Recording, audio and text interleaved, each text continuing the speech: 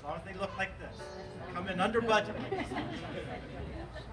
So, as I said, that this is really a private partnership with the investment from our tax credit partner. They buy the tax credits that are awarded to us. That happens to be U.S. Bank. And on behalf of U.S. Bank, we have Kate Cunningham who's going to say a few words. Kate?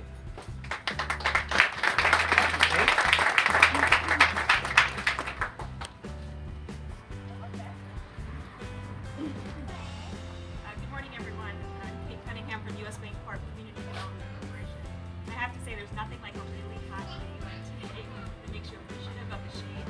And I think that's kind of the lost here, is that we get to build this beautiful housing where residents can find safe, decent, affordable, and cool housing to take shelter from on a hot day like today.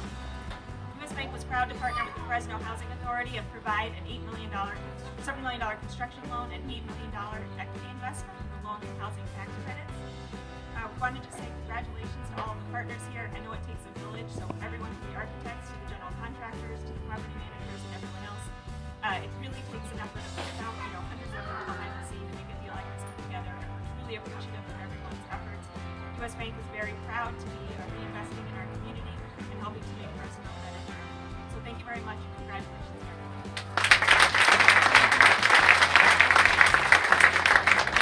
In year 15, we'll be able to buy back everything for $1 from the U.S. Bank or something like that. So, tax considerations, that's like. I'm looking around. There's so many. You guys got a great city staff, and so I want to point that out. All the time, there's been lots of conversations that I've been part of looking at design guidelines and the entitlement process in the city of Fresno. I've done housing development now in 3 states, and I probably have worked in 25 different entitlement jurisdictions. And I think the city of Fresno has a great team within the planning and planning department. I'm looking at Sophia. I don't know if you worked on this one, but she's the key in so many of our projects. So I saw you, and I just wanted to give you a shout out, and really all of your colleagues at the planning department. You do fantastic work, and very easy for us to work with. So I just wanted to let you guys know that you actually have a great planning department. I have to introduce my good friend. I don't know any other way to say this. Can I just be honest for a second? So, I was not part of the vision for this project. I didn't buy into it. I was like, I don't think so. I'm Terrence, what are you thinking? And we didn't come dragging to the table, but maybe a little reluctant. And he had a vision for this neighborhood, a vision for this property. He has taught me so much. And if I can actually be even a little bit more honest, the property across the street, we both wanted, and he won. And I got mad at him. And the power of reconciliation that Terrence has, of being able to sit there and say, we got to work together. We need to overcome the issues that we might have had. We need to be honest with each other. So I want to publicly say I was wrong on how I acted 7 years ago about that project, and you've become a great partner with us. And so, without any further ado, I'd like to introduce Terrence Fisher.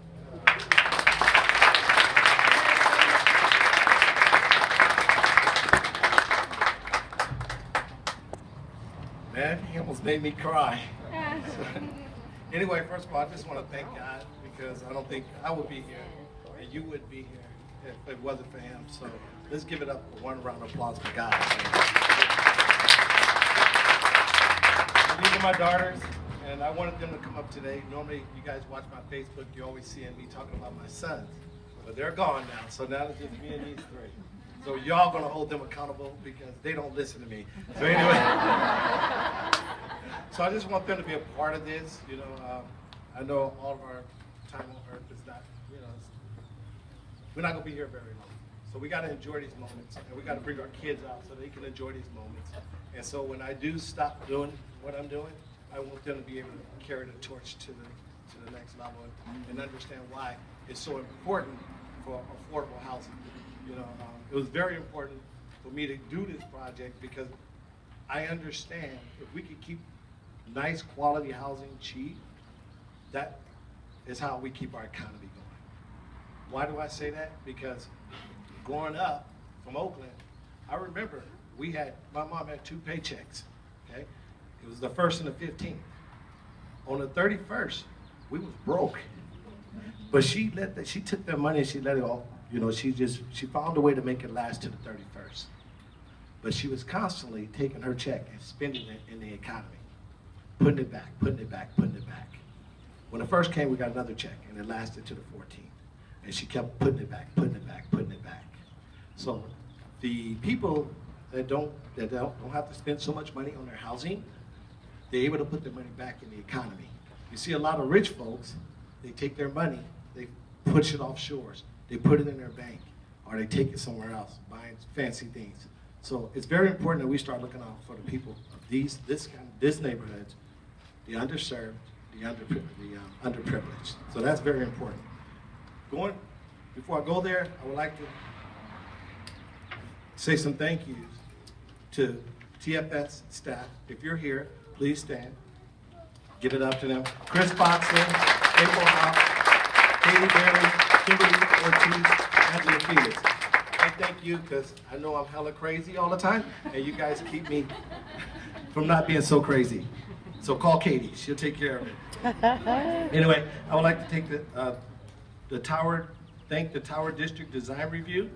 If you're here, I know Will Tackett was a part of that, and so were you, Kyle, so thank you. The City of Fresno, Karina Nunez, where you at? And Renee Smith, thank you.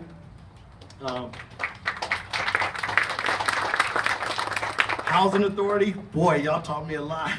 Preston, Michael Duarte, wherever you are, that dude is a beast. Where is he at? My God. I've been doing development for 20 years. I learned so much just watching you, Michael. You are phenomenal. Okay, so I just wanted to say that because I learned, one of the things I learned about Housing Authority, they are one of the premier developers in this town. And when I went in that door and I started talking to them, I learned, the one thing I learned from them is get the hell out the way and let them do their job. Know your lane. And I got out the way. And I go, Chris Fox, and you go and deal with them. They're a beast. Anyway, Brown Construction, I would like to thank them. The engineers, precision engineer Ed Dunkel, Nathan Gleeds and their team. Architect Marvin Armstrong, Kyle Smith, Centerline Design, and Chris Ward. And I'll be honest with you, this was not my design. I didn't go, oh, let's design it like this. I gave them a really cool design. And they go, this is poo-poo. I go, this is not poo-poo. I paid a lot of money for this design. What are you talking about? So after 10 times of failing with the design review committee and the Tower District Committee, I go, okay, you know what? Then let me go sit down with you, Kyle and Marvin, and let's try to figure this thing out. I own a property across the street. I want to do something similar to that. And then going back and forth with him and Kyle and Marvin, I go, wow, this is actually a pretty neat idea. This is pretty cool. And it's different. It was different. And the reason I say that word different, because I realized after being here for a while and talking to many of you, we all have some different part of us who we are, but I don't think we actually tap into it. We have to find a way to start tapping into our difference and who we are as a person. So I've heard many times, well, Terrence, you're so different. I have learned to embrace that I am different, because I feel like if you're going to be different, different people make differences. They change people's lives. So yes, I'm different, but you have to be different to change people's lives. And so I'm honored to say that this was different, but I was receptive to it. And I said, Kyle, you know what? I got to go make sure that this actually pencils. And it really didn't pencil, but we found ways to make it pencil without changing the design of it. And I think that's the most important part. And that's another, as a developer, not getting so caught up in yourself. Learning to let other people do certain things. And I thank you guys for guiding me through that. So I want to give you guys another applause for that. Secondly, this thing took process. I learned for Councilmember Baines, because I like to, wow, this is my vision. I know how to get there. And I go, and I yell at people to get there, but they don't understand. I didn't understand that there's a process. And there's people involved in the process. And sometimes you got to take your time so people can really understand your vision to be able to get to your goal. So I learned to slow it down a little bit, understand process, understand that the private sector works differently than the public sector.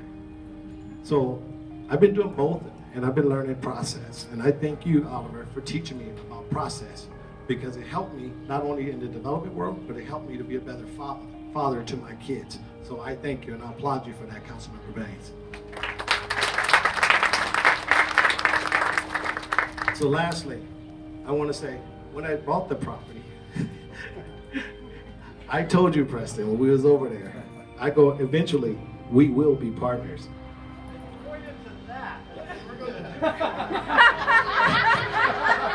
I did point to that, but although most people see that, I never saw that. I saw dirt, I saw land. I remember that, but I remember inside my head what the vision could be. And I go, Preston, I know I beat you out over here, but we're going to be partners, because I prayed on this thing and God said eventually you guys are going to be partners. And I don't know if you remember this, Preston, even though we had our little scuffle over there, after that, for the next 2 or 3 years, we didn't know this, but I knew it. Me, you, your wife, my kids, we were serving the people at the Veterans on Christmas. That's what we did. I would go there, and I would see Preston there with his wife. And I would be next to him. I go, you still mad at me, Preston? You know I'm a good guy. I'm not just stalking you. I'm actually a really good guy. Every year we go down there, and that was our Christmas. Our Christmas, we go and serve homeless people. And I've always seen Preston down there. And I go, you know what, Preston, we are serving the same people. Not just the homeless people, but the people that's for these kind of neighborhoods. And I go, we have the same heart. And eventually, you're going to be working with me. And we're going to get to the end of this thing. And God's going to say, thank you. You guys did your job. So I thank you, Preston, for being a visionary. That's about the last thing I'm going to say.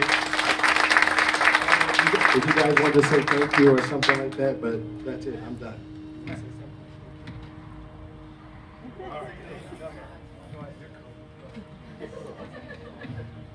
Hi, I'm Madeline Frazier. I'd like to thank everybody who came out here today and everybody who helped this project and all the opportunities that came with it. Because people today that are living in poverty, they need somewhere to live that's affordable and that has like good class, and thank you.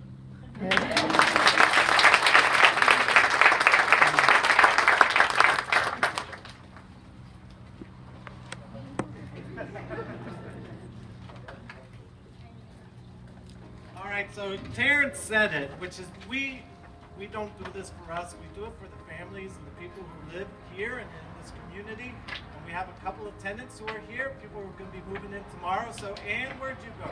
I just met Ann. She's living upstairs. Where are you, Ann? I want you to come join us on the ribbon cutting. You're going to come up front. We're going to cut our ribbon next. Anyone else? Who else is moving in here? So all of the units now are leased. The final 3 units. We turned in the paperwork, I think, on Monday. So leased. We have the live work units. We got at least 4 businesses coming into those. So it's been